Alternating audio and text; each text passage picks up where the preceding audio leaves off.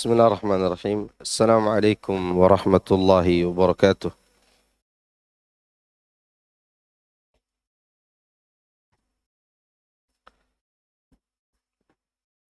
إن الحمد لله نحمده ونستعينه ونستغفره ونعوذ بالله من شرور أنفسنا وسيئات أعمالنا. من يهده الله فلا مضل له ومن يضلل فلا هادي له، وأشهد أن لا إله إلا الله وحده لا شريك له، وأشهد أن محمدا عبده ورسوله صلى الله عليه وعلى آله وأصحابه أجمعين وسلم تسليما كثيرا مزيدا. أما بعد، فإن أصدق الحديث كتاب الله، وخير الهدي هدي محمد صلى الله عليه وسلم، شر الأمور محدثاتها، فإن كل محدثة بدعة، كل بدعة ضلالة، وكل ضلالة في النار. Para jemaah sekalian, a'azani Allahu yakum. Alhamdulillah, bersyukur kepada Allah Subhanahu wa taala atas nikmat yang Allah berikan kepada kita berupa nikmat mempelajari agama Islam, terutama memahami tauhid dan syirik. Sebagaimana perkataan Nabi Yusuf alaihissalam ketika beliau berada dalam penjara, beliau mengatakan, "Ma kana lana an nusyrika billahi min syai'. Dzalika min fadlillahi alaina wa 'alan nas, walakinna aktsaran nasi la yashkurun." Kami tidak pantas untuk mempersekutukan Allah dengan sesuatu apapun. Itulah karunia Allah yang Allah berikan kepada kami dan kepada manusia. Mereka manusia tidak mau bersyukur kepada Allah Subhanahu wa ta'ala. Maka kita yang telah memahami ini, atau pentingnya memahami tauhid dan syirik, seharusnya lebih banyak bersyukur daripada orang-orang yang diberikan dunia, diberikan harta, tapi mereka tidak pernah bersyukur kepada Allah Subhanahu wa ta'ala.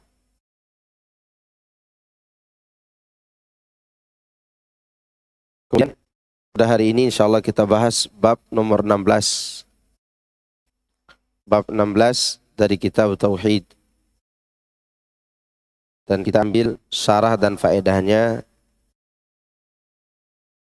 dari tulisan Al-Ustadz Yazid bin Abdul Qadir Jawas hafizahullah ta'ala.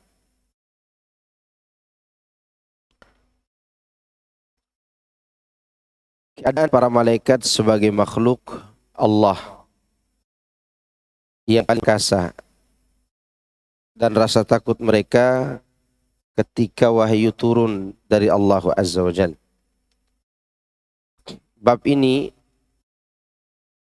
untuk membantah sebagian orang yang menjadikan selain malaikat sebagai sesembahan. Yang malaikat yang memiliki kekuatan saja tidak pantas dijadikan sebagai sesembahan. Dan mereka, para malaikat yang kuat itu, tidak memiliki daya dan kekuatan di hadapan firman Allah Subhanahu wa ta'ala. Juga menunjukkan bahwa malaikat bukanlah anak perempuan Allah sebagaimana yang dikatakan oleh orang-orang musyrik. Allah sendiri membantah hal itu.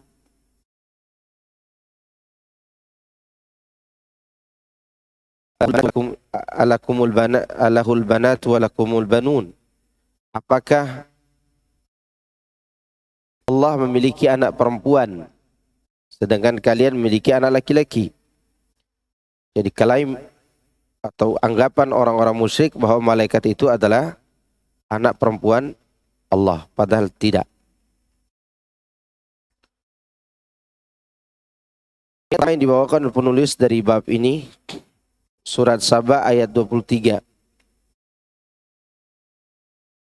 Ayatnya berbunyi wala tanfa'u syafa'atu 'indahu illa liman adzinalah hatta idza fuzzi'a an qulubihim qalu madza qala rabbukum qalu al-haqqa wa huwal 'aliyyul kabir. Adalah bermanfaat syafaat yang ada di sisinya kecuali bagi orang yang diizinkan olehnya. Sehingga apabila telah dihilangkan ketakutan dari hati mereka, mereka berkata, apakah yang telah difirmankan oleh Rabbmu? Mereka menjawab, yaitu perkataan yang benar. Dan dialah yang maha tinggi lagi besar.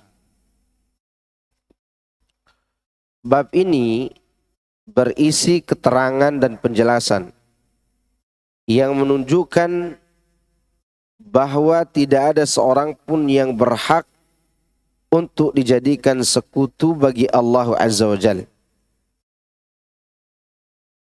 sebagai anak. Karena para malaikat pun ketakutan ketika mendengar firman Allah Azza wa Jalla. Padahal mereka termasuk makhluk yang paling dekat dengan Allah Subhanahu wa ta'ala. Ada yang mengatakan bahwa yang mereka dengar itu adalah firman Allah yang berkaitan dengan hari kiamat, sehingga mereka pingsan.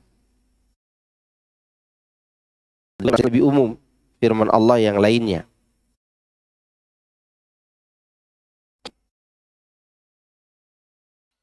Allah memberitahukan mengenai malaikat bahwa mereka jika mendengar wahyu dari Allah kepada Jibril, mereka sangat ketakutan sebagai pengagungan dan pemuliaan kepada Allah dan bergetar sampai pingsan. Ya. Karena mereka beriman, betul-betul beriman kepada Allah. Ketika rasa takut tersebut telah dihilangkan dari hati mereka, mulailah mereka saling bertanya dan berkata, apa yang telah difirmankan oleh Rabbmu? Mereka menjawab, mereka di sini adalah Jibril. Yang menjawab itu siapa? Jibril. Karena Jibril yang mendengar ayat tersebut. Dia berkata benar, dan hanya dialah yang maha tinggi di atas segala sesuatu, yang tidak ada satupun yang lebih besar dan lebih agung daripada Allah Subhanahu wa ta'ala. Di bab ini ayat ini memberi faedah. Pertama, bantahan terhadap seluruh kelompok orang musyrik yang mempersekutukan Allah dengan makhluk yang tidak seimbang atau tidak sebanding dengan para malaikat. Karena malaikat tidak berhak untuk diibadahi. Enggak dengan malaikat? Enggak, sama sekali enggak. Jangan kata dia sebanding dengan malaikat.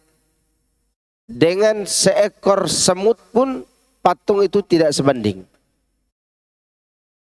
Kenapa? Karena seekor semut bisa memberi manfaat untuk dirinya sendiri dengan mencari makanan. Dia berlindung dari gangguan dengan masuk ke dalam lubang. Sedangkan patung itu bisa apa? Dia dilindungi oleh pemeluknya, bukan pelindung. Maka jangankan malaikat, makhluk bumi pun patung-patung itu tidak bisa membandingi makhluk yang hidup. Sama seperti orang di dalam kuburan, tidak sebanding dengan malaikat. Bahkan tidak sebanding juga dengan kita yang hidup.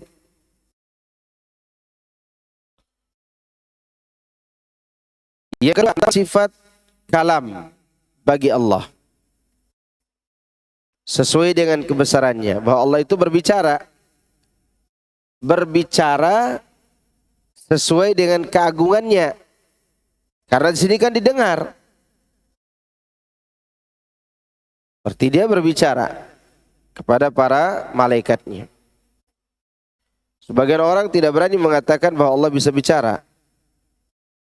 Kenapa? Karena takut disamakan dengan makhluk. Bukan ada juga makhluk yang tidak bisa bicara? Ada nggak makhluk yang tidak bisa bicara? Pernah dengar ya hewan-hewan yang cacing bicara gitu, ngobrol di warung kopi, ngobrol gitu. Gimana bisnis ente? Nggak ada. Maka tidak bisa dijadikan alasan untuk menghilangkan sifat kalam bagi Allah karena takut menyamakan dengan makhluk. Kita mau beralasan kalau menyimpang, maka kita semakin terjebak. Gimana cara ngomong? Ada ustadz di film kartun, berarti ente senang film kartun. Ada cacing bisa ngomong. Makhluk Allah nggak cacing itu? Makhluk. Angin, makhluk nggak? Bisa ngomong nggak angin? Nggak bisa. Caranya adalah ambil dalil, simpan di hati, jadikan iman. Jangan dikhayalkan. Selesai. Di sini kita menetapkan Allah bisa bicara sesuai dengan keagungannya. Yang ketiga, pensucian perkataan Allah dari kebatilan. Di mana malaikat Jibril mengatakan, qalul haqqa. Dia memfirmankan kebenaran. Bahwa tidak ada kebatilan dalam ucapan Allah. Dan itu hanya berlaku untuk firman Allah. Dan juga sabda Rasulullah SAW yang Allah wahyukan kepada beliau. Pun manusia pasti ada kesalahan ucapannya. Ini memberi pelajaran bagi kita bahwa tidak ada manusia yang semua ucapannya benar. Tidak ada. Siapapun dia, pasti ada kesalahan dalam ucapannya di sebagian perkataannya. Karena kalau kita katakan ada manusia yang ucapannya tidak pernah salah, berarti kita samakan dengan siapa? Dengan Allah. Makanya ada terbentuk sebuah kelompok namanya kelompok Syiah Mukhtariyah Kisaniyah. Syiah ini termasuk Syiah ekstrim dalam keyakinan. Di mana mereka mengangkat Muhammad al-Hanafiyah sederajat dengan Tuhan dalam ucapan. Artinya Muhammad al-Hanafiyah itu rahimahullahu ta'ala tidak pernah salah dalam berucap. Dan keyakinan seperti ini musyrik. Musyrik. Kalau ada orang zaman sekarang mengatakan kiai saya itu tidak pernah salah, ustaz saya itu tidak pernah salah. Imam Syafi'i dan Imam Ahmad, Imam Malik, Imam Abu Hanifah sering disalahkan oleh kita dalam beberapa pendapatnya. Apa yang salah dari mereka? Apa salah mereka dalil? Tidak bawa dalil? Mereka bawa dalil. Tapi cara mereka menggunakan dalil itu yang dibantah oleh ulama lainnya. Itu aja bisa salah. Apalagi ustadz kita di zaman ini.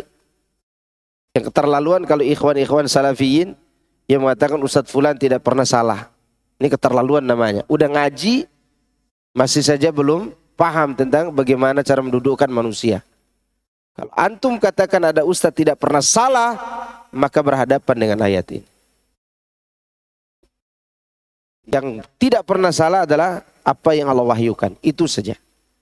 Nabi saja kalau berbicara dengan tabiatnya, dia bisa salah dengan tabiatnya.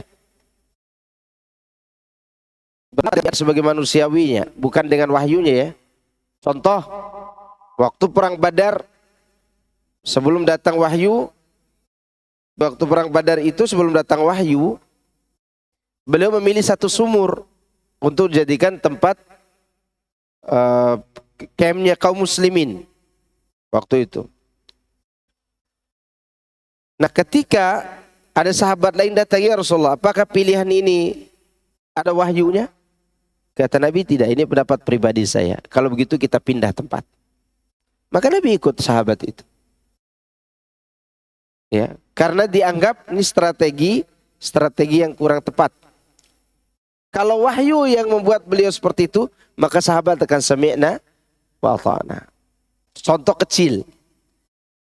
Atau contoh lain, Nabi mensarankan pernikahan kurma, satu kurma dengan kurma berikutnya, lalu mati semua kurma itu.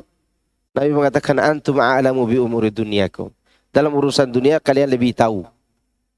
Berarti yang tidak pernah salah Nabi itu dalam urusan apa? Wahyu, karena memang diwahyukan oleh Allah Azza wa Jalla. Begitu. Kalau ada sekali lagi orang yang mengatakan bahwa seorang tidak pernah salah, ini masalah.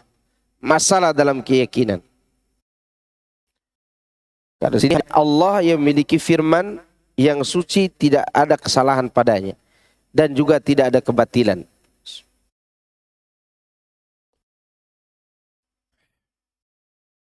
Yang keempat, bahwa kalamullah, perkataan Allah bukan makhluk. Allah bukan makhluk. Karena para malaikat itu berkata, apakah yang telah difirmankan oleh Rabbmu? Bukan berkata, apa yang telah diciptakan oleh Rabbmu. Madza qala. Qala artinya berbicara. Bicara sifat Allah enggak? Sifat Allah. Kalau dia sifat Allah, berarti dia bukan makhluk. Makanya Al-Quran itu bukan makhluk. Tintanya ya. Kertasnya ya. Yang terkandung di dalamnya dia adalah firman Allah. Yang kelima, penetapan sifat tinggi bagi Allah. Baik ketinggian zat maupun sifat. Atau seluruh yang berkaitan dengan Allah, semuanya tinggi. Ada sebagian orang menetapkan sebagiannya tinggi, sebagiannya tidak. Contoh, ada perkataan bahwa Allah itu maha tinggi kekuasaannya, tapi bukan zatnya. Kan begitu. Karena kalau dikatakan tinggi kekuasaan zatnya, kata mereka berarti Allah butuh kepada tinggi.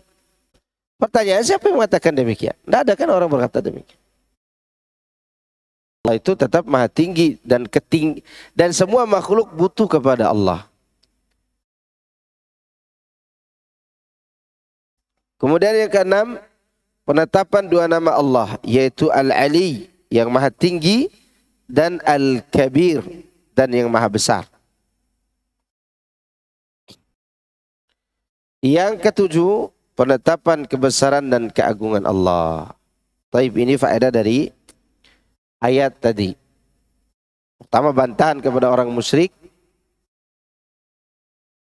yang mereka sembah selain Allah itu tidak sebanding dengan malaikat. Menetapkan sifat kalam bagi Allah, kesucian perkataan Allah, kemudian kalamullah bukan makhluk, serta menetapkan sifat tinggi dan agung bagi Allah Subhanahu wa ta'ala. As-Sahih dari Abu Hurairah bahwa Nabi sallallahu alaihi wasallam bersabda, Innallahul amra fis sama'i darabatil malaikatu bi ajnihatiha khud'anan liqawlihi كأنه سلسلة على صفوان ينفذهم ذلك حتى إذا فزع عن قلوبهم قالوا ماذا قال ربكم قالوا الحق وهو العلي الكبير فيسمعها مسترق السمع ومسترق هكذا بعضه فوق بعض فوصف سفيان بكفه فحرفها وبدد بين أصابعه فيسمع الكلمة فيلقيها إلى من تحته ثم يلقيها الآخر إلى من تحته حتى يلقيها على لسان الساحر أو الكاهن فربما أدركه الشهاب قبل أن يلقيها وربما ألقاها قبل أن يدركه فيكذب معها 100 كذبة Fayuqalu alaysa qad qala lana yawma kada wa kada kada wa kada. Fayusaddaqu bitilkal kalimati allati sumi'at minas sama'. Apabila Allah telah menetapkan perintah di atas langit, para malaikat mengepakkan sayap-sayapnya karena patuh akan firman Allah. Seakan-akan firman Allah tersebut seperti gemerincing rantai besi yang ditarik di atas batu yang rata. Hal itu memekakkan mereka sehingga mereka pun jatuh pingsan karena ketakutan. Maka apabila telah dihilangkan rasa takut dari hati mereka, mereka berkata, apakah yang difirmankan oleh Rabbmu? Maka menjawab, yaitu perkataan yang benar. Dan dialah yang maha tinggi lagi maha besar. Ketika itulah para syaitan penyadap berita. Penyadap mata-mata ya. Iya. Para malaikat pencuri wahyu. Mendengarkan wahyu tersebut. Keadaan penyadap berita itu adalah seperti ini. Sebagian mereka di atas sebagian yang lain. Digambarkan oleh Sufyan dengan telapak tangannya. Dengan direnggangkan dan dibuka jari-jarinya. Mungkin begini. Seperti ini. Mereka menyusun sampai ke langit. Sunan para syaitan itu. Maka ketika penyadap berita yang di atas mendengar kalimat atau firman itu, yang di atas menyampaikan kepada yang di bawahnya. Kemudian disampaikan lagi kepada yang di bawahnya.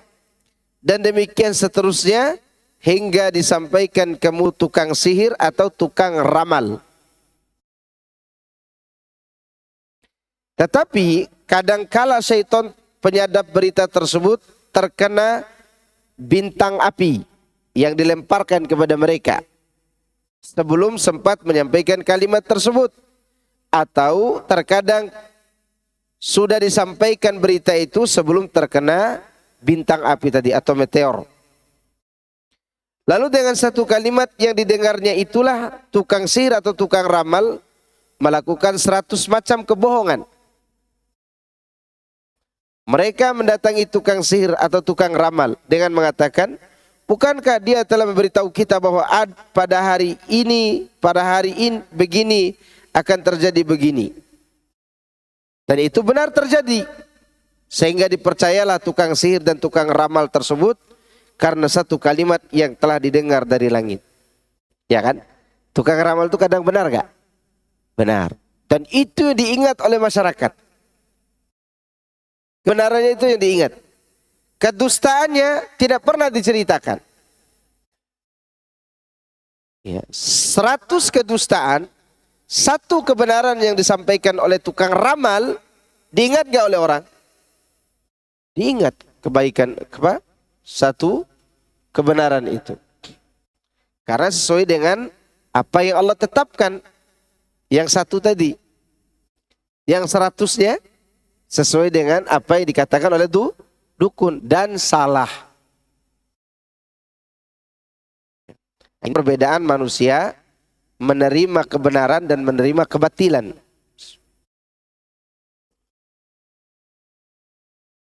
Ini keadaan manusia dalam menyikapi kebenaran dan kebatilan. Kebenaran itu kita sampaikan 100, yang dipercaya orang berapa?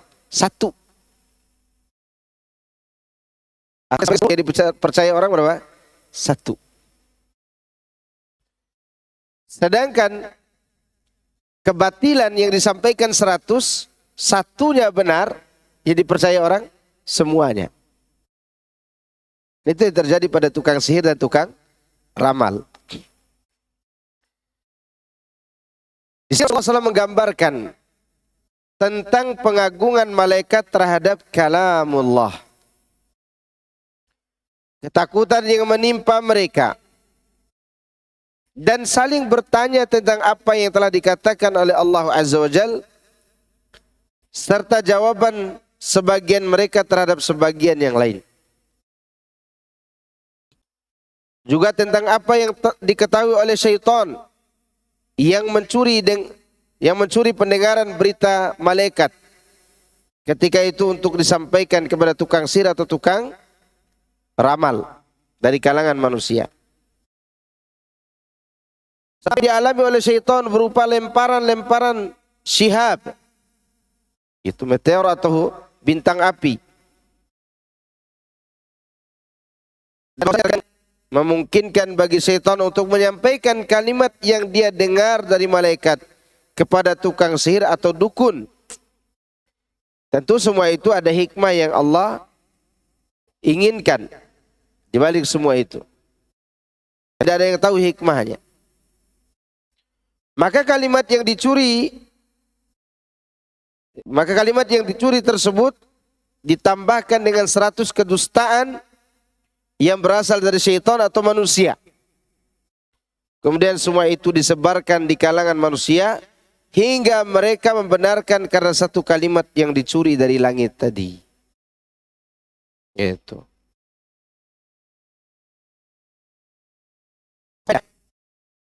Bantahan terhadap kaum musyrikin yang menyembah para malaikat dan para nabi dan orang-orang soleh. Orang-orang musyrik menyembah siapa? Malaikat. Sebagian orang menyembah malaikat. Dan sebagian lagi menyembah siapa?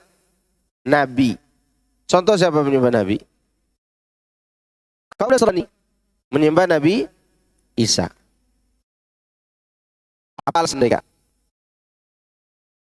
menyembah Nabi Isa? Anggapannya sebagai anak Tuhan.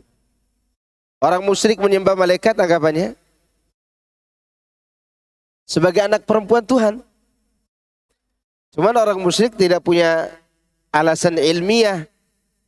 Mereka alasannya praduga. Para malaikat itu berarti anak perempuan Tuhan. Namanya persangkaan. Kalau orang Nasrani, mereka punya alasan. Dia dilahirkan dari seorang wanita yang tidak memiliki suami dan wanita itu suci dan perawan. Berarti keputusannya siapa suaminya? Allah. Jadi Nabi Isa anak Tuhan. Padahal tidak. Nabi Isa sendiri mengatakan, Inni Abdullah atani al-kitaba wa ja'alani nabiyya wa ja'alani mubarakan aynama kuntu wa awsani bis salati waz zakati ma dumtu hayya. Wabarran biwalidati wa lam yaj'alni jabbaran syakiyya. Wassalamu alayya yawma wulidtu wa yawma amutu wa yawma ub'atsu hayya. Dzalika Isa ibn Maryam qaulal haqqi alladzi fihi yamtarun. Ketika Nabi Isa masih bayi di hadapan Bani Israel, dia mengatakan, aku ini sesungguhnya adalah hamba Allah. Ini jawaban pertanyaan Bani Israel kepada Maryam, kaifa nukallimu man kana fil mahdi sabiyya? Gimana kami bisa aja bicara anak kecil yang masih dalam ayunan ibunya? Kata Israel. Kemudian tiba-tiba Nabi Isa yang masih bayi itu mengatakan, qala inni Abdullah, aku ini adalah hamba Allah. Berarti bukan anak Tuhan. Hamba Allah. Allah memberikan kepadaku Alkitab dan dia menjadikan aku sebagai seorang nabi. Dia jadikan aku diberkahi dimanapun aku berada. Dan dia perintahkan kepadaku solat dan zakat. Solat dan zakat apa? Ibadah atau tidak? Ibadah. Masa Tuhan solat dan zakat? Karena Tuhan tidak boleh diibadahi, tidak boleh melaksanakan ibadah. Yang ibadah adalah hamba. Ya. Dan aku diperintahkan untuk berbakti kepada ibuku. Dia katakan apa di sini? Walidati, bukan walidayya. Ibuku, bukan kedua orang tuaku, karena memang dia terlahir tanpa bapak. Kalau kepada ibunya dia harus berbakti, berarti kepada ayahnya harus berbakti juga dong. Kalau Allah sebagai ayahnya. Ini menunjukkan bahwa Nabi Isa berbakti kepada satu ibu. Tidak ada ayah. Ya. Dan dia tidak menjadikan aku sombong dan juga sengsara. Dan aku diselamatkan oleh Allah pada hari aku lahir, pada hari aku mati, dan pada hari aku dibangkitkan kembali untuk hidup. Itu kata Nabi Isa. Lalu Allah katakan, itulah Isa bin Maryam yang Allah ciptakan dengan kalimat kebenaran, yaitu kun fayakun. Nah, yang mereka perselisihkan. Ya tiba-tiba orang-orang mengatakan Nabi Isa anak Tuhan, padahal Nabi Isa tidak. Kemudian dia pertegas lagi, maka lillahi an yattakhidha min walad. Allah tidak pantas menjadikan seseorang sebagai anaknya. Subhana, maha suci Allah dari semua itu. Allah amran fa innama yaqulu lahu kun fayakun. Apabila dia menetapkan sesuatu, dia tinggal katakan kun fayakun. Jadi Nabi Isa alaihissalam. Dan mengatakan lagi, wa inna Allah rabbi wa rabbukum fa'budu hadza siratul mustaqim. Allah itu adalah Rabbku dan Rabb kalian juga, sembahlah Dia. Ya, dan inilah jalan yang lurus. Orang-orang menyembah Nabi, mereka akan kecewa nanti di hari kiamat. Di mana kecewaannya? Yaitu ketika Allah datangkan Nabi Isa di hadapan pengikutnya. Allah bertanya begini kepada Nabi Isa. Ada qulta linnasi ittakhiduni wa ummi ilahaini min dunillah. Isa, kata Allah. Isa bin Maryam, benarkah engkau berkata kepada manusia, jadikan aku dan ibuku dua sesembahan selain Allah? Qala ma yakunu li an aqula ma laysa li bihaqqin. In kuntu qultu faqad alimtahu. Ta'lamu ma fi nafsi wa la a'lamu ma fi nafsi. Ilamul ghuyub, kata Nabi Isa. Ya Rabb, kata Nabi Isa, aku tidak pantas mengaku-ngaku yang bukan hakku. Tidak pantas. Itu kata Nabi Isa. Jika aku ucapkan itu, engkau sudah tahu. Karena kau tahu semua yang ada pada diriku, aku tidak tahu apa yang ada pada dirimu. Dan engkau maha mengetahui yang gaib. Alamul ghuyub, benar-benar mengetahui yang gaib. Maka mereka akan kecewa karena menyembah Nabi Isa. Ada nggak orang Islam yang mengangkat Nabi SAW sederajat dengan Allah? Ada nggak? Ada. Itu yang sering bersair di masjid-masjid. Anta nurun fawqa nuri. Ucapan anta nurun fawqa nurin itu menyamakan Allah dengan Rasulullah SAW. Allah memuji dirinya dalam surat Nur. Nurun ala nur. Allah itu cahaya di atas cahaya. Lalu datang orang Islam mengatakan Muhammad juga nurun ala nur. Sama gak? Sama, hati-hati ucapan itu. Dan itu menyamakan Allah dengan Nabi Muhammad SAW. Itu penyembahan dengan lisan. Menyembah Allah dengan lisan. Bisa gak? Antum berzikir menyembah gak? Beribadah itu. Antum zikir berdoa itu beribadah dengan lidah. Beribadah dengan lidah pun bisa terjadi kesyirikan di dalamnya. Contoh ini, mereka mengatakan Nabi Muhammad anta nurun fawqa nurin. Sedangkan Allah katakan tentang dirinya sendiri nurun ala nur. Maka hati-hati. Itu juga bentuk penyembahan terhadap Nabi SAW. Dan Nabi tidak suka dengan itu semua. Maka beliau katakan la tutruni kama atratin nasara al-masih Isa bin Maryam. Jangan kalian memuji-muji aku berlebihan seperti Nasrani memuji Nabi Isa berlebihan. Kemudian di antara manusia juga ada yang menyembah orang soleh. Dan ini banyak di kalangan umat Islam. Menyembah ke kuburan. Bahkan penghafal Quran sekalipun tidak paham apa yang dia hafal itu. Masih meminta-minta ke kuburan. Bahkan meminta kekuatan hafalan Quran di mana? Di kuburan. Padahal Al-Quran melarang itu semuanya. Yang menjadikan kuburan orang soleh sebagai tempat beribadah siapa dalam Al-Quran? Siapa? Yaitu raja di cerita Ashabul Kahfi. Lanattakhidanna alaihim masjidah. Kata raja yang zalim itu, kata raja yang berkuasa pada zaman itu, kami akan bangun di atas kuburan Ashabul Kahfi ini apa? Tempat ibadah. Itu bukan sunnah para nabi dan rasul. Sunnahnya para raja yang jahil. Maka tidak boleh menyembah orang-orang soleh itu. Di antara orang-orang yang mengangkat anak Tuhan dari kalangan orang soleh siapa? Orang soleh yang diangkat sebagai anak Tuhan siapa? Uzair.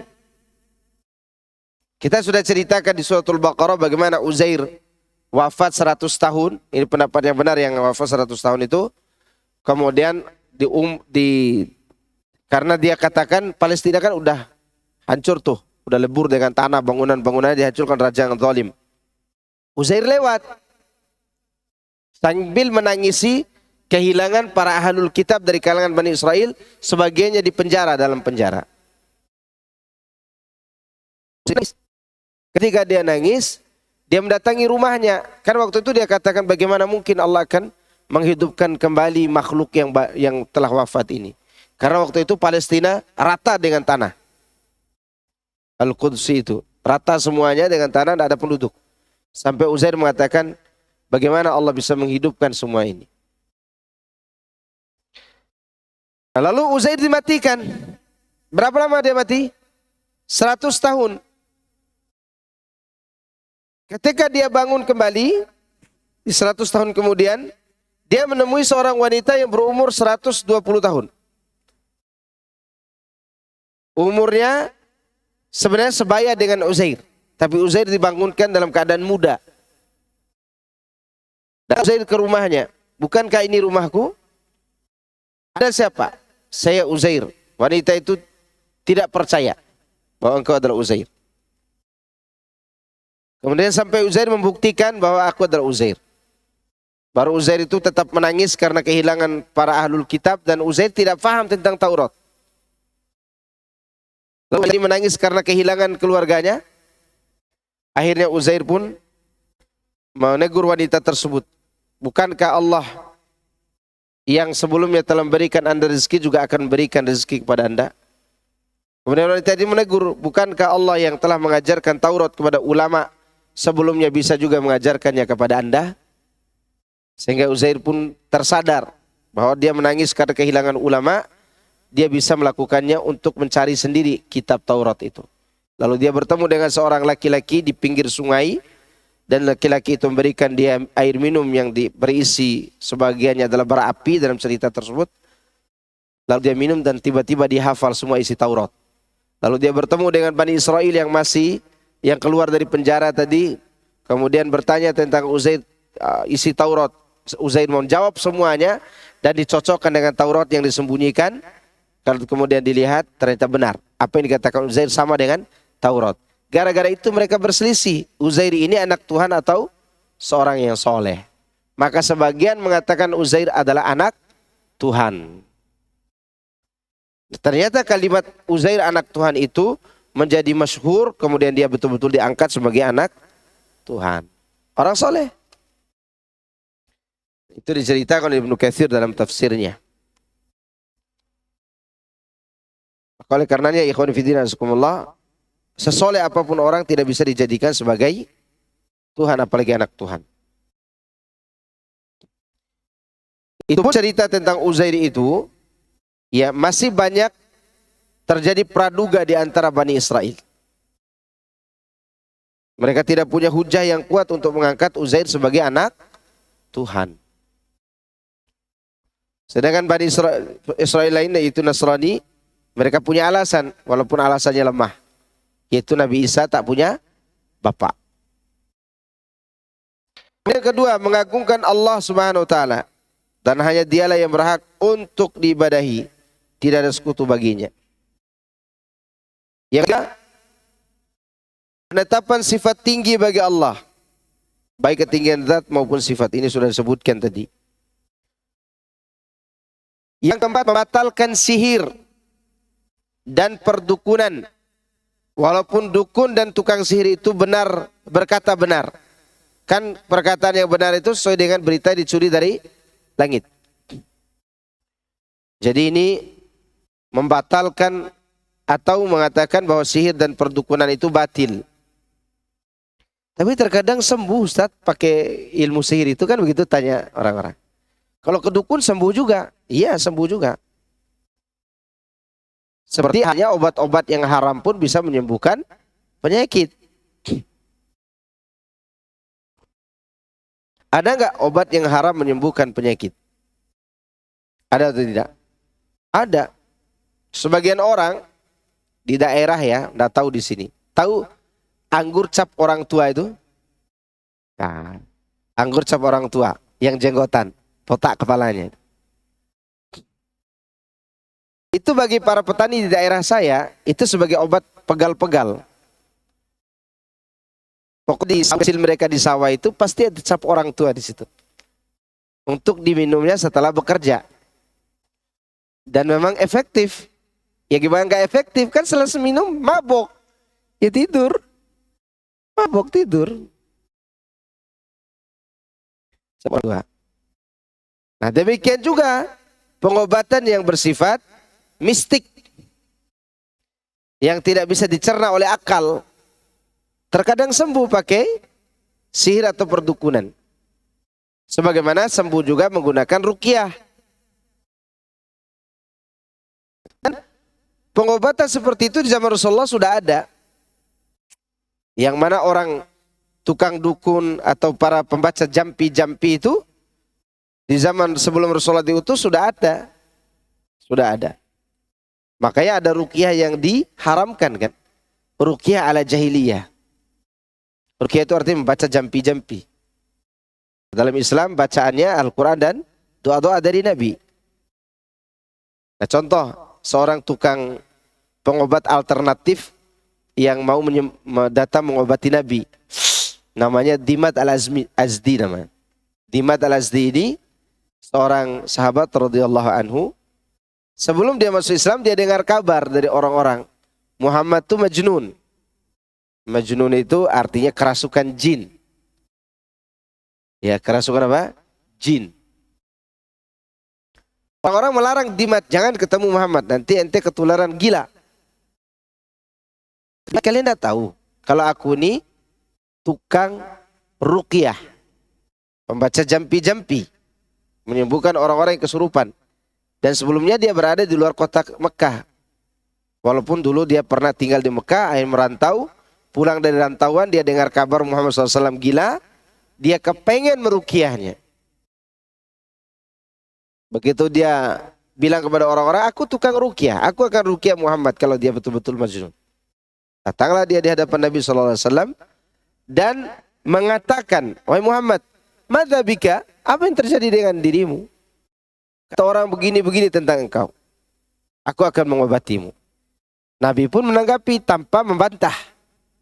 Kata Nabi, innal hamdalillahi nahmaduhu wa nasta'inuhu. Sampai akhir khutbatul hajah, Dimad mengatakan lagi, ini bukan perkataan orang gila nih.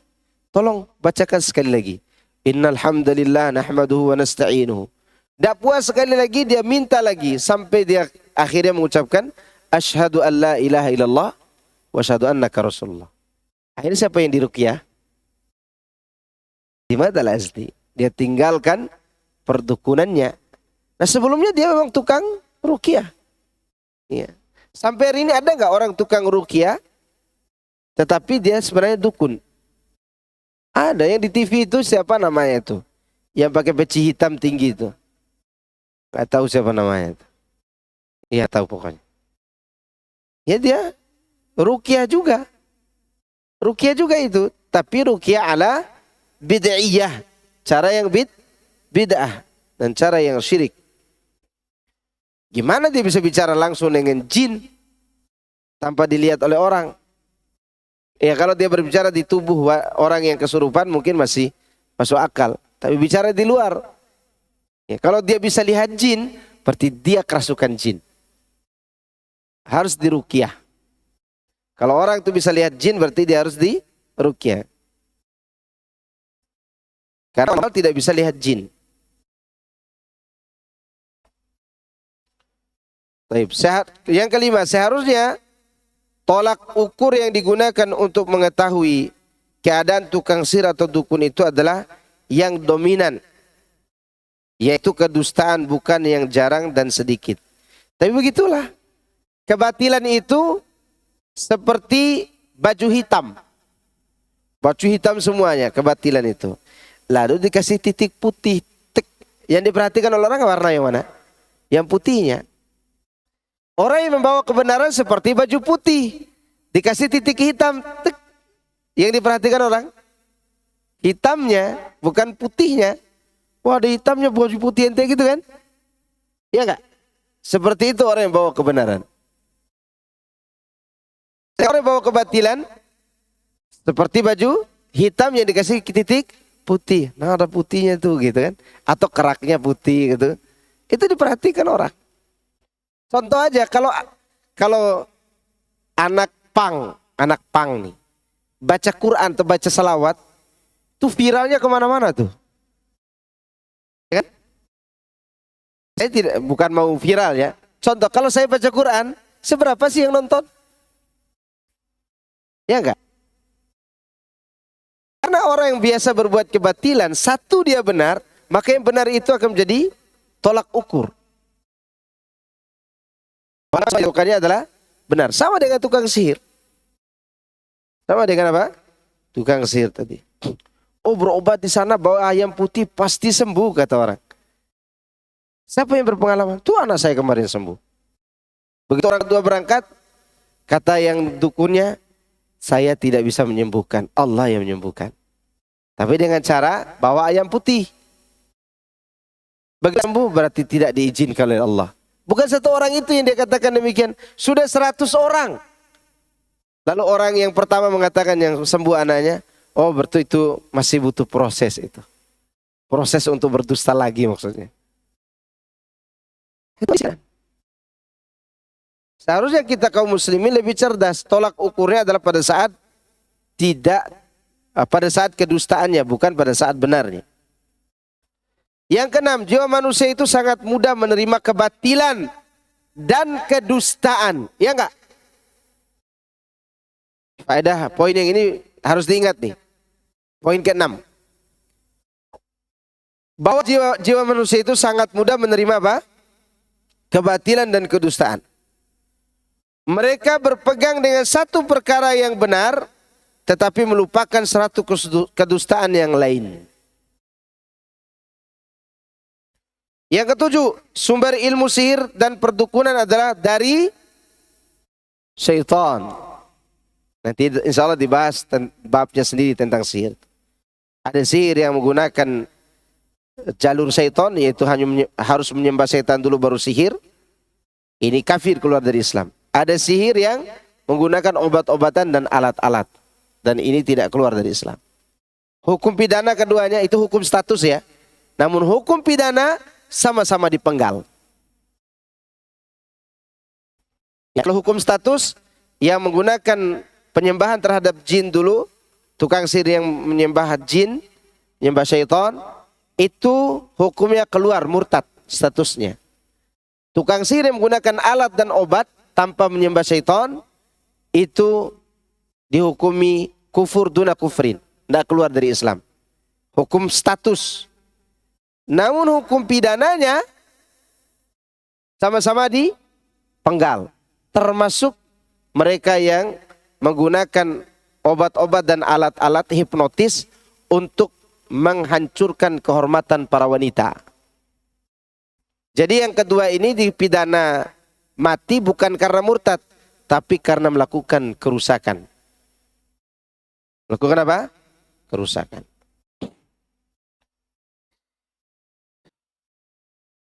Yang berapa? Yang kedelapan, penetapan kedustaan dukun dan tukang sihir.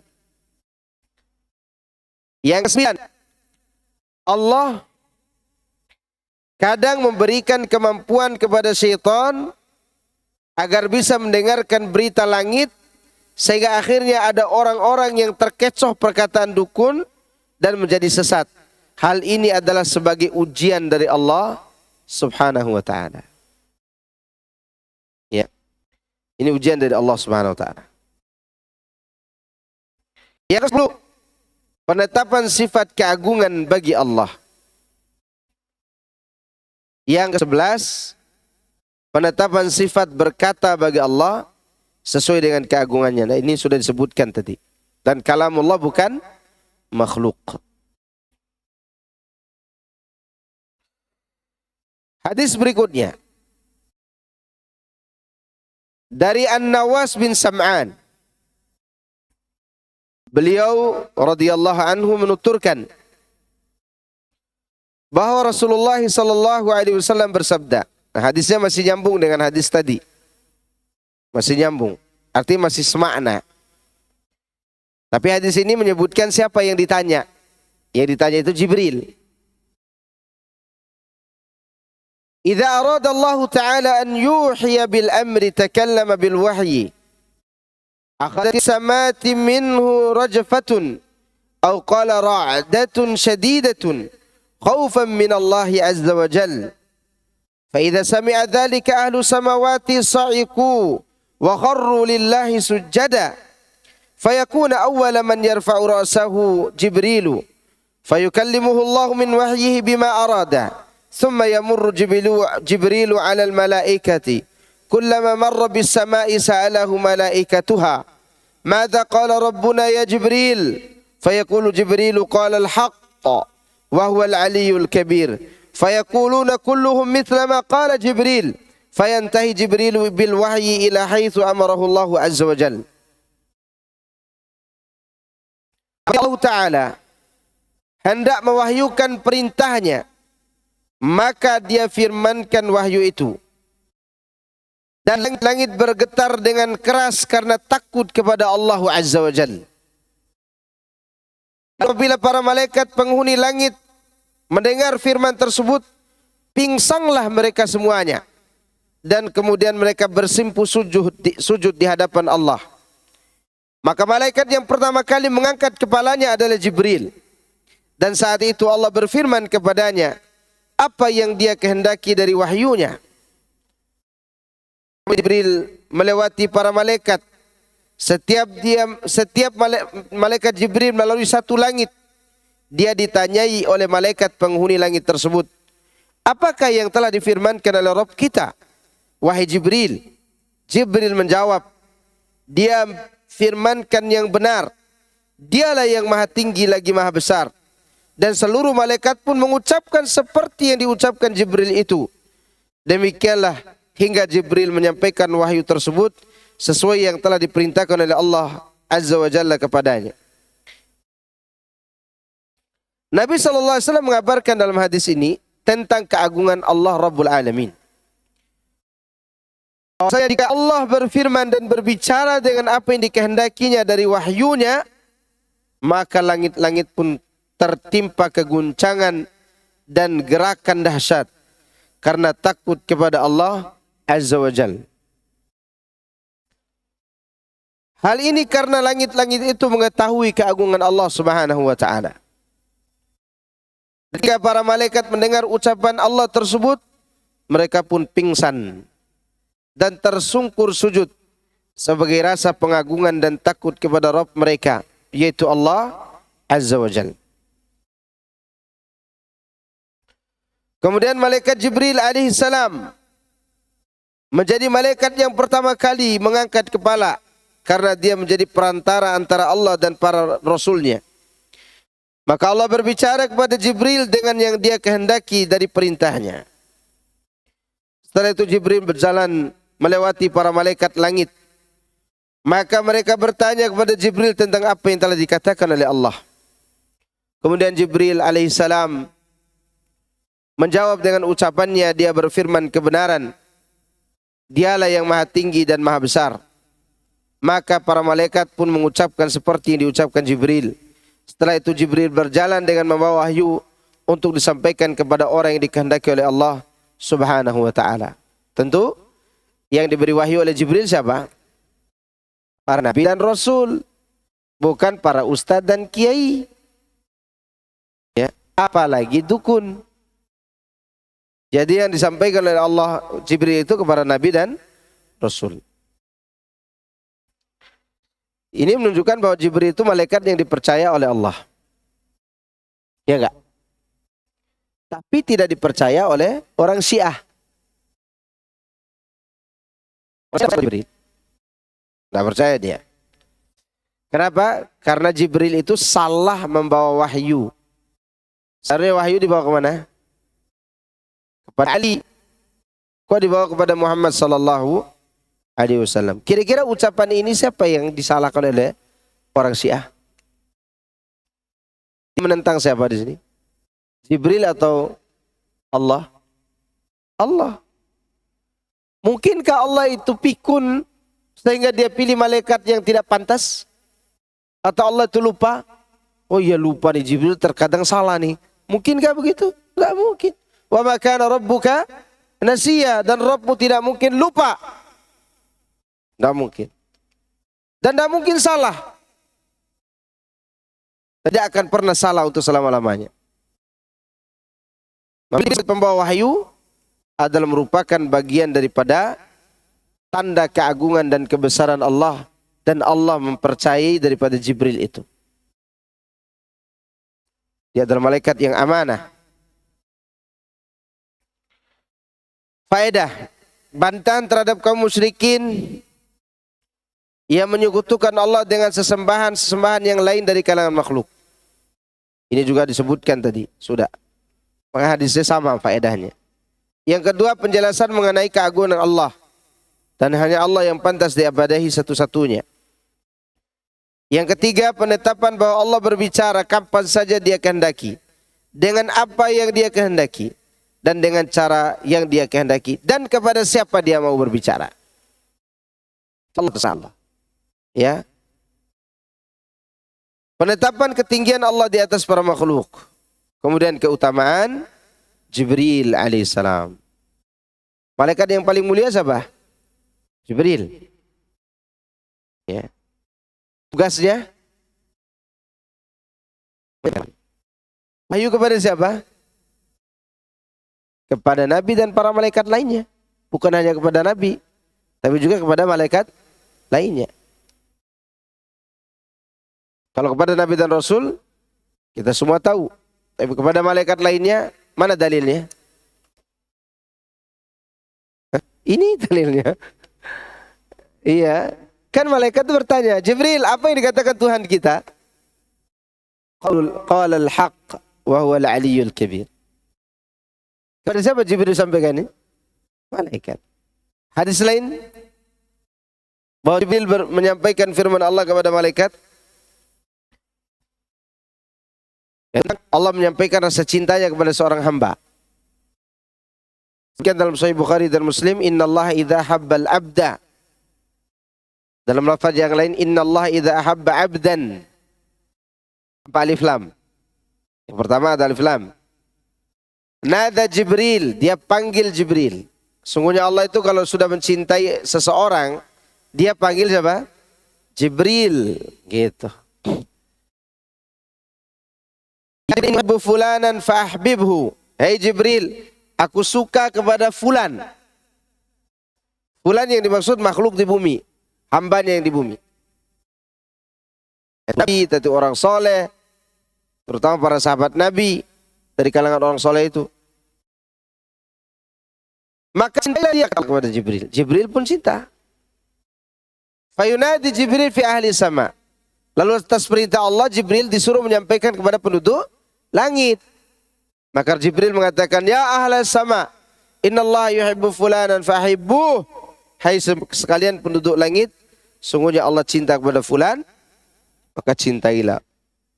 Maka langit pertama, kedua, sampai seterusnya, mereka semua mencintai orang soleh tadi. Semoga kita masuk di dalamnya dengan segala kekurangan kita ini. Tapi ini Jibril alaihissalam, dia memiliki keutamaan. Begitu keutamaan Jibril yang begitu luar biasa ini, tidak boleh juga untuk disembah. Ya, tidak boleh untuk diibadahi. Kandungan bab ini, bab tentang malaikat ini,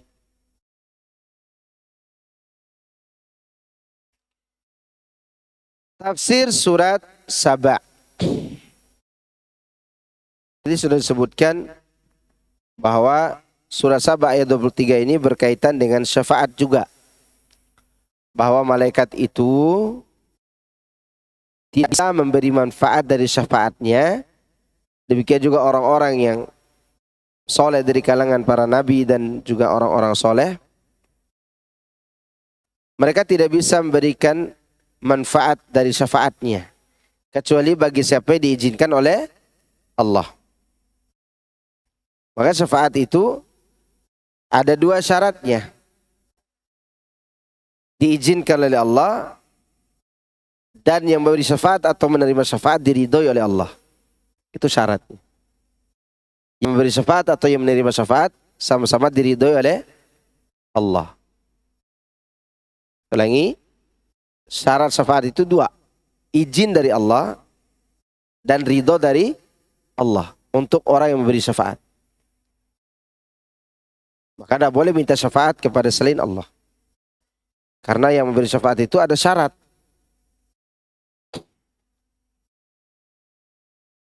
Ini mengenai awal ayat tersebut. Kemudian tafsirannya ada dalam hadis terakhir. Dan juga hadis sebelumnya. Bahwa Allah menyampaikan berita kepada Jibril. Sehingga langit bergetar. Kemudian ikut juga Jibril dan para malaikat lainnya. Sehingga mereka tersungkur sujud dan pingsan. Sebelumnya mereka pingsan. Lalu Jibril menyampaikan perkataan yang benar dari Allah Subhanahu wa taala. Dan di tafsir surat tersebut juga tadi disebutkan bahwa berita langit juga bisa dicuri oleh syaitan yang disampaikan kepada dukun. Dua, ayat di atas mengandung suatu argumentasi yang memperkuat kebatilan syirik, khususnya yang berkaitan dengan orang-orang saleh. Dan ayat inilah yang dikatakan akan memutuskan akar-akar pohon syirik dari hati hamba. Bahwa Jibril saja tidak boleh disembah, apalagi yang selainnya, gitu maksudnya. Tiga, tafsir firman Allah, mereka menjawab perkataan yang benar dan dialah yang maha tinggi dan maha besar. Siapa yang menjawab pertama kali? Jibril. Jadi yang ditanya ini adalah Jibril. Yang keempat, sebab pertanyaan para malaikat tentang wahyu yang difirmankan oleh Allah Azza wa Jalla. Apa sebabnya? Sebabnya karena bergetarnya langit dan mereka sendiri pingsan. Yang kelima, Jibril menjawab pertanyaan mereka.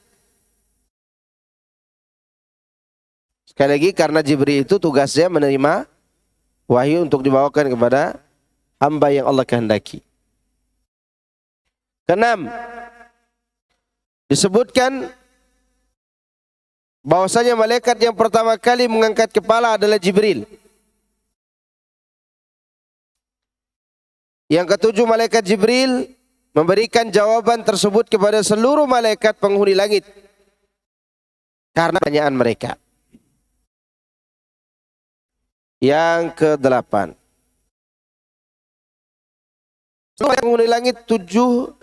seluruh malaikat penghuni langit jatuh pingsan tatkala mendengarkan firman Allah. Yang kesembilan, langit pun bergetar keras karena firman Allah itu. Jibril adalah malaikat yang menyampaikan wahyu ketujuan yang telah diperintahkan Allah kepadanya.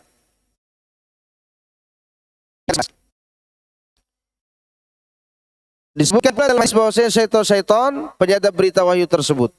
Artinya ada mata-mata. Kalau dalam bahasa Arab bukan mata-mata ungkapannya, tapi telinga-telinga. Iya, maka disebut sama, disebut sima, disebut sama'un. Sama'un artinya yang telinga-telinga istilahnya. Kalau kita kan mata, tengok pakai mata. Sekarang enggak pakai mata sendiri sekarang, pakai mata CCTV. Ya. Dan istilah pakai telinga lebih kuat daripada mata. Kenapa? Karena orang buta bisa mendengar, bisa mengetahui berita tanpa harus melihat.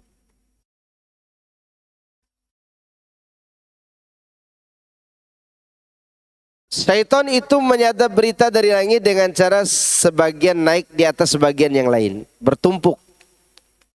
Naik ke atas.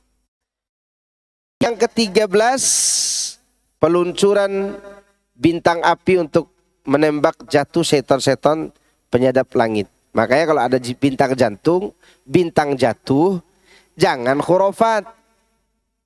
Jatuh bintang, gitu. Ya Allah, nikahkanlah aku dengan anak Pak RW. Ternyata anak Pak RW tidak ada yang perempuan, laki-laki semua. Itu khurafat namanya. Padahal bintang jatuh dipakai untuk apa? Lempar setan. Malah jadikan sebagai sebab untuk dikabulkannya doa ini kesyirikan. Syirik kecil namanya. 14. Kadangkala setan penyadap berita langit itu terkena meteor atau syihab sebelum mereka sempat menyampaikan kalimat yang didengarnya, dan terkadang sudah sempat menyampaikan ke telinga manusia yang menjadi hambanya sebelum terkena meteor. Hamba syaitan tentunya. Yang kelima, ramalan tukang ramal adalah ada kalanya benar. Ada kalanya, tidak semua benar. Berarti sedikit benarnya. Sedikit benar. Dan sebenarnya itu naluri sebenarnya. Naluri bisa mencerna. Tukang ramal dari mana dia tahu? Kalau dia tahu apa yang kita inginkan, tentu dia tidak nanya ketika kita masuk. Keperluan Anda apa? Kan gitu pertanyaannya. Ada apa? Kan begitu. Kan saya tidak perlu tanya. Saya tahu nih kau datang. Kau kehilangan emas 0,5 kilo kan? Iya, sudah tahu di mana tempatnya. Di sini. Kan begitu seharusnya. Ini begitu tamunya datang, ya. Ada keperluan apa, Pak? Ya enggak? Yang kayak gitu ditampar sekalian. Sekiranya tidak dipidana. Loh, kenapa kamu tampar saya? Seandainya Anda tahu di mana barang saya, Anda akan menghindar dari saya. Karena saya akan menampar Anda. Kan sekiranya tahu kan? Anda akan tahu saya akan menampar Anda. Berarti dia tidak tahu. Bohongnya banyak. Dia banyak bohongnya. Maka yang paling bodoh yang datanginya. Kebohongan tidaklah dipercayai. Afwan. Yang ke-16, dengan kalimat yang didengarnya itu dia melakukan 100 macam kebohongan. Ke-17, kebohongan tidaklah dipercayai kecuali karena kalimat yang diterimanya dari langit melalui syaitan penyadap berita. Dan tentu semua itu atas izin Allah, yang dibalik itu ada hikmahnya. Ke-18, manusia mempunyai kecenderungan untuk menerima suatu yang batil. Bagaimana mereka bisa menerimanya? Dengan berdasarkan hanya kepada satu kebenaran saja yang diucapkan tukang ramal, tanpa memperhitungkan atau mempertimbangkan 100 kebohongan yang disampaikannya. Ini menjawab pertanyaan kita. Kenapa ya kebatilan itu laris manis? Jawabannya karena manusia punya kecondongan untuk menerima kebatilan itu lebih cepat daripada kebenaran. Iya. Yang ke-19. Satu kalimat kebenaran tersebut beredar luas di mulut ke mulut dan diingatnya. Dijadikan sebagai bukti apa yang dikatakan tukang ramal itu adalah benar. Yang selalu diingat itu adalah kebenaran itu. Kenapa juga diingat? Karena itu kan wahyu. Kebenaran yang Allah sampaikan kepada malaikat yang dicuri oleh langit. Bahwa hari ini akan terjadi sesuatu. Hari itu akan terjadi sesuatu. Kan begitu Allah firmankan kepada Jibril. Didengar duluanlah oleh syaitan, kemudian disampaikan kepada dukun.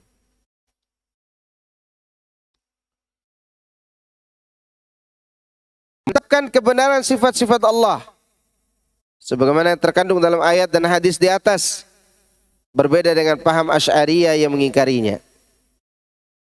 Jadi maksud di sini Asy'ariyah yang mengidap pemahaman Mu'tazilah. Padahal Mu'tazilah dan Asy'ariyah itu sendiri dulunya saling mengkafirkan. Di mana mereka menghilangkan sifat Allah karena takut menyamakan Allah dengan makhluk. Tangan. Allah tidak boleh punya tangan. Alasannya karena ingin mensucikan Allah dari sifat makhluk. Pertanyaan, ketika Allah menghilangkan tangan bagi Allah, apa mereka selamat dari mensamakan Allah dengan makhluk? Tidak sama, tidak selamat. Apa manusia saja yang punya tangan?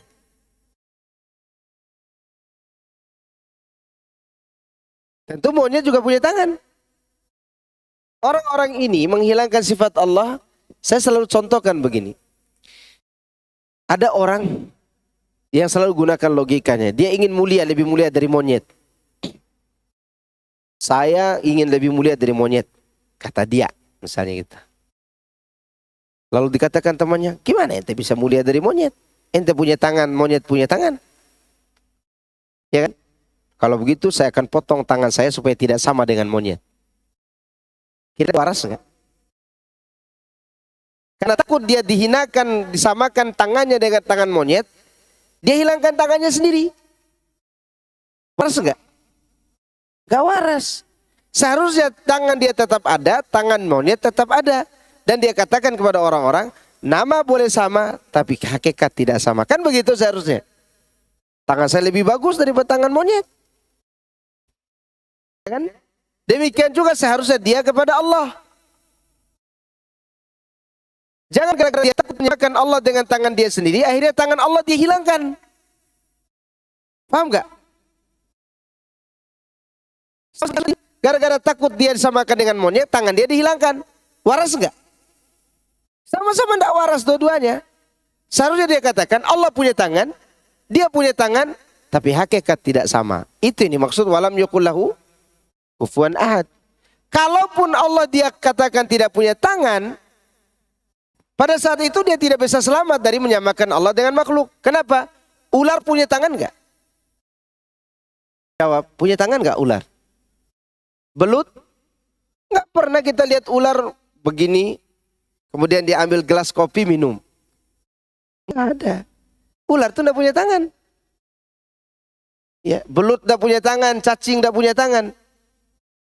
Ketika mereka hilangkan tangan Allah, mereka samakan Allah dengan makhluk lain namanya ular. Mungkin mereka pikir kita aja makhluk Allah. Enggak, bukan kita aja makhluk Allah. Maka yang benar adalah tetapkan apa yang Allah beritakan, simpan di hati, jangan dikhayalkan. Selesai enggak? Urusannya selesai. Kalau kita khayalkan, berarti tangan Allah tuh begini. Saya yakin orang yang berkhayal tentang tangan Allah suatu hari nanti akan jalan mundur. Kenapa? Gila. Disebutkan dalam hadis kanan semua lagi. Maka kenapa terjadi kesyirikan orang Hindu dan seterusnya? Mungkin mereka berkhayal begini bentuk Tuhan. Ada Dewa Siwa, Dewa Brahman, apalah mereka hayalkan. Akhirnya mereka imam menetapkan atau imam menafikan. Caranya, Anda dengar ayat, Anda dengar firman Allah, dengar sabda Nabi, simpan di hati sebagai iman, hilangkan hayalan. Mau lihat Allah yang sebenarnya, beramal solehlah dulu. Masuk surga insya Allah bisa lihat wajah Allah. Semoga Allah memberikan kita kesempatan untuk melihatnya. Ya. Yang berapa nih? 21. Bergetarnya langit dan pingsannya para malaikat adalah karena rasa takut mereka kepada Allah. Oleh karena itu, ya di tafsir surat Al-Mulk, sifat hamba yang taat itu mereka selalu takut kepada Allah. Takutnya dua. Takut diadab dan takut amal ditolak.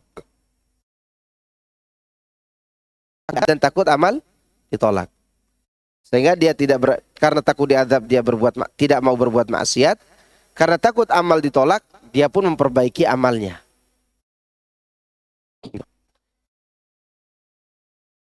Yang ke-22.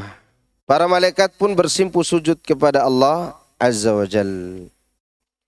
Karena mereka takut kepada Allah. Seharusnya itu contoh bagi kita. Semakin kita takut kepada Allah, semakin dekat kepada Allah. Ada nggak orang yang takut kepada Allah semakin jauh? Ada atau tidak? Ada. Semakin takut kepada Allah semakin jauh. Kenapa ente jauh? Saya takut beribadah. Kenapa? Sudah banyak dosa. Tak diterima oleh Allah. Semakin jauh, bukan itu yang dimaksud. Takut seperti ini contohnya. Semakin takut, semakin dekat kepada Allah. Ya. Itu perbedaan takutnya wali Allah kepada Allah dengan takutnya wali Allah kepada makhluk Allah. Kalau kita takut kepada anjing, digonggong anjing nih.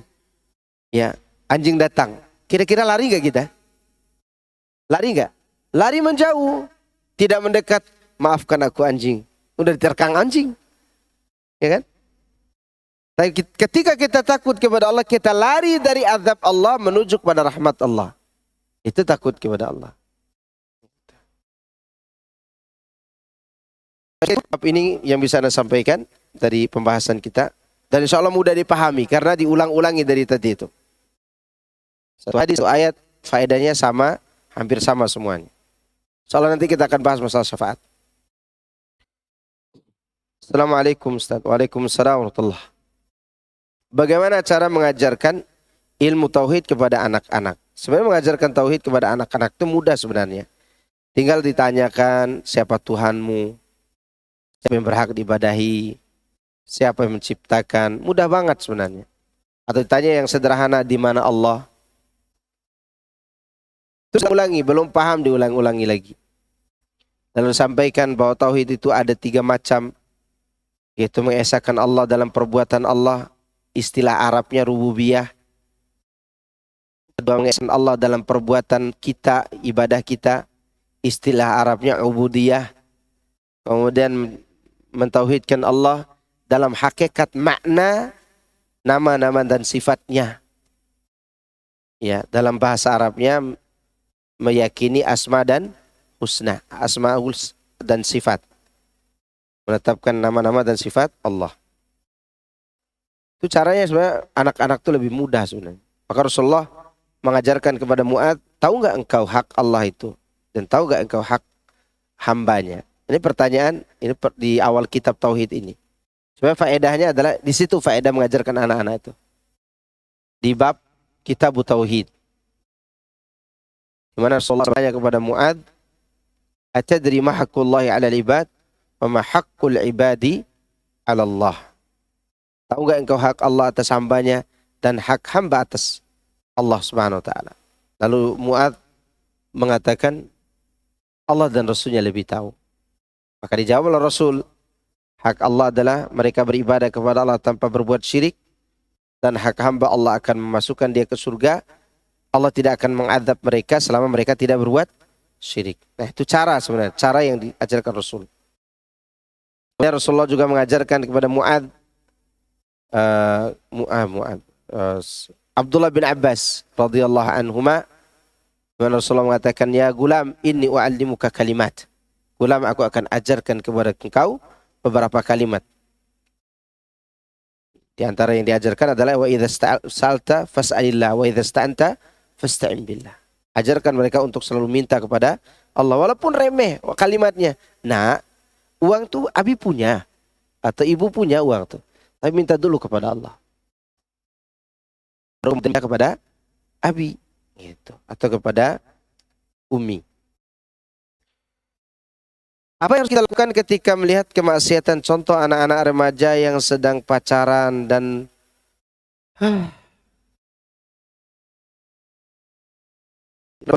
sambil merokok. Inilah dilema.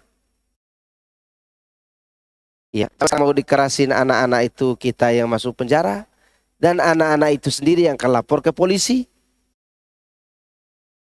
Ya, yang bisa kita lakukan kecuali dengan cara memberikannya nasihat dengan lemah lembut.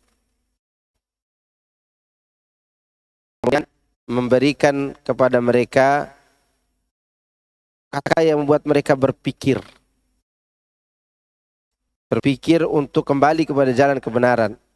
Misalnya, wahai anak, bagaimana jika perbuatanmu ini membuat kita berdua sama-sama dibakar oleh Allah dalam neraka? Atau gara-gara perbuatanmu ini, amal ibadah bapak dan ibumu ini sia-sia karena tidak pernah menegur engkau. Maka dari itu dia akan, insya Allah dia akan berpikir, walaupun mungkin kelihatannya dia remehkan. Kemudian sampaikan kepada dia tentang bahwa dirinya adalah hamba Allah yang harus patuh kepada Allah Azza wa Jalla. Terus tentang dia harus mengenal Allah dulu sebagai Rabb yang dia sembah. Kalau sudah benar dia cintanya kepada Allah, biasanya nikmat maksiat itu akan hambar. Nikmat maksiat itu apa? Hambar. Kan terlalu nikmat mencintai Allah dan takut kepada Allah. Mungkin sekali dua kali dia tidak mendengar, 2-3 kali berikutnya, 4 kali 5 kali, mungkin mulailah dia mendengar. Ya, sambil tetap kasih sayang harus lebih banyak daripada ketegasan. Tegas silakan. Tapi sekali ketegasan kita, kasih sayang kita harus dibalas 10, 20, 30 kali. Sehingga dia akan mengingat, tidak hanya mengingat ketegasan kita, dia juga akan mengingat apa? Kebaikan kita. Dan itu harus kita lakukan. Jangan dikerasin terus. Lihat anak-anak kita di rumah itu. Kalau sekali kita kerasin, berikutnya harus lebih banyak kasih sayang. Dan tidak boleh hilang ketegasan itu. Tidak boleh hilang apa? Ketegasan. Karena Umar itu tegas. Tegas. Ya. Jangan sebaliknya anak-anak akhirnya tegas kepada kita. Itu masalah kita sekarang. Iya kan? Anaknya lebih galak gitu kan. Atau ada juga istri-istri yang tidak mau dengar perkataan suami, tidak mau pakai jilbab. Istrinya lebih galak daripada suaminya. Karena memang lembek dari awal. Anak-anak itu usahakan dekati dari hati ke hati. Dari hati ke hati. Kalau dia sudah besar dan siap menikah, nikahkan saja. Lebih baik dia susah dalam pernikahan yang suci daripada dia bersenang-senang dalam perzinahan yang hina. Ya. Dan insya Allah tidak ada yang sengsara kalau dia menikah dan orang yang menikahkannya itu niatnya baik. Dan kami sudah buktikan, alhamdulillah. Ya, kami sudah buktikan. Saya cerita sedikit. Kalau sudah seperti ini ya, ini pengalaman saya pribadi. Saya punya adik perempuan, alhamdulillah pernah pacaran gitu. Tapi ada laki-laki yang suka sama dia. Tapi dalam dugaan saya dia pacaran. Ternyata dia tidak pacaran. Selama ini ternyata tidak pacaran. Terus laki-laki ini baru mengutarakan sukanya. Saya panggil dia ke rumah. Malam hari waktu itu. Kamu suka sama adik saya? Saya tanya adik saya, kalau kau ingin serius berhubungan dengan laki-laki, kau nikah. Dan umur adik saya belum waktunya nikah secara hukum negara. Masih 17 tahun. Kan 15 tahun baru dapat, 19 tahun baru dapat apa? Buku nikah. Kata laki-lakinya, awalnya dia tidak berani katakan mau nikah. Kalau kau tidak mau sekarang, besok saya bawa adik saya ke Bogor. Ternyata dia punya hati. Ya mau, kata dia. Kapan nikahnya? Malam ini, saya bilang. Punya uang berapa? 500.000. Malam ini saya akadkan. Bapak saya di sampingnya bingung. Nah salah kur? Enggak. Karena kita berdua akan ditanya oleh Allah atas pacaran mereka berdua ini. Ya. Saya khawatir kalau saya temukan mereka goncengan pakai motor di jalan, saya pukul mereka pakai balok. Itu yang saya khawatirkan waktu itu. Ya khawatir aja kan. Kan diri kita kadang tidak tahu kapan kita bisa nahan diri. Akhirnya bapak saya setuju dengan pendapat anak. Terus laki-lakinya bilang, boleh nelpon ibu saya malam ini Pak Ustadz? Silakan, minta ridho ibumu. Ibunya jauh di Flores sana. Terus ibunya bilang, gimana anak? Ini orang yang saya sukai mau dinikahkan oleh abangnya dengan saya. Kapan? Malam ini. Kata ibunya. Kemudian si adik anak udah siap, nikahnya siap. Karena tidak boleh pacaran. Dia harus nikah. Dia udah siap. Karena laki-laki ini ditahu oleh adik saya punya rasa tapi tidak pernah pacaran. Petani, anak petani. Akhirnya ditelepon ibunya bilang ke anak, boleh minta seminggu lagi nggak Ustadz? Sepekan lagi. Biar saya kirim uang untuk nikah. Boleh, tapi selama itu tidak boleh bertemu mereka. baik. Anak ini betul pulang ke Flores, pulang ke orang tuanya di Mbai, namanya, di NTT. Pulang kan berangkat 2 hari 2 malam pakai kapal laut. Baliknya lagi 2 hari 2 malam. Hanya untuk mengambil ridho ibunya dan juga uang. Datang dia nikah. Nikah seminggu tuh. Setelah menikah apa mereka sengsara? Enggak sengsara. Alhamdulillah mereka sekarang udah punya tanah, bisa bertani, bisa beli kendaraan. Coba dibiarkan pacaran terus. Pasti laki-lakinya akan berlaga seperti Romeo dan Juliet. Itu aja pekerjaannya. Kapan dia cari makan, cari hidup? Udah kalau sudah seperti ini, mereka mau nikah, nikahkan. Masih SMP Pak Ustadz, tanya istri saya belakang tuh. SMP kelas 2 saya bawa lari. Saya nikahi. Kenapa? Karena butuh nikah. Gak ada orang sengsara karena dia SMP, SMA atau kuliah, nggak ada. Ya, nggak ada. Allah itu tidak pernah bohong dengan masalah ini. Karena untuk menanggulangi apa? Zina. Iyakunu fuqara yughnihumullah min fadli. Kalau mereka fakir, Allah akan cukupkan mereka. Cukupkan mereka. Tidak ada orang menikah dengan tulus dan ikhlas itu sengsara. Saya yakin bapak-bapak di sini mungkin dulu mata pencariannya pergi ke sawah, giling pupuk orang atau apalah. Sekarang udah menjadi pengusaha. Udah kaya, udah punya penghasilan, bahkan udah punya mobil. Bukan hanya punya mobil, punya anak. Semua itu hasil daripada menjaga diri. Nah kalau anak-anak ibu itu siap untuk menikah, nikahkan. Saya selalu katakan, biar mereka sengsara dalam kesucian nikah, lebih baik daripada mereka bersenang-senang dalam kehinaan zina. Itu saja standarnya udah lebih baik. Apalagi setelah nikah dia diberikan kecukupan oleh Allah Subhanahu wa taala. Jangan nunggu belum kuliah Pak Ustadz. Emangnya ayam yang banyak anaknya itu dia kuliah dulu baru kasih makan ayam anaknya? Enggak. Tidak pernah kuliah tuh ayam. Anaknya lagi. Ya. Ingat, rezeki itu di tangan Allah, bukan tangan orang tua. Bukan orang tua. Saya yakin. Antum pernah kan dengar cerita orang Jawa Tengah yang punya mall, yang beli mall di anak Jawa, orang Jawa tuh, yang nikah masa muda mereka berdua tidak tahu harus bekerja apa. Kemudian dia jual kain kafan tuh. Sekarang dia punya mall. Punya batik, punya ini, punya perusahaan besar di Pekalongan kalau salah. Mereka nikah masa mana? Apa masa kuliah? Enggak. Mereka menikah masa mudanya. Karena selamat dari zina itu akan membuat Allah gembira. Maka cara suruh menikah. Kalau memang tidak bisa lagi dinasihati dan dipisahkan. Dan mohon mengenai ilham.